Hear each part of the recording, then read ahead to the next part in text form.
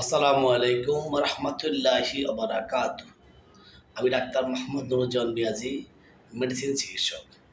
আমি আজকে আপনাদের যে একটা ছোট্ট একটা টিপস দিব। টিপসটি হচ্ছে ছোট ছোট কচি কচি মাসুম বাচ্চাদেরকে অনেক সময় সর্দি এবং নাক ডিবি আসে, নাক চেপে আসে, যার কারণে আপনারা বাজার থেকে বিভিন্ন ধরনের আফরিন বা অ্যান্টাজল এই জাতীয় ড্রপগুলো নিয়ে বাচ্চাদেরকে দিয়ে দেন।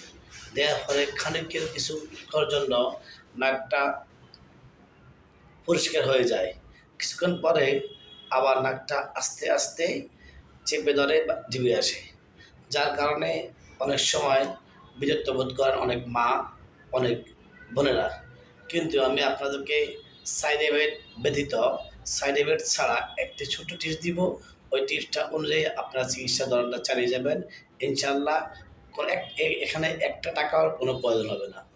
আপনার বাড়িতে যে ড্রপের খালি প্যাকেটটা থাকে, এই প্যাকেটটা শুধু একটু লাগবে।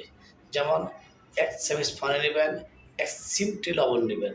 নেওয়ার পরে এগুলো একটু কুসুম কুসুম গরম পানি করবেন।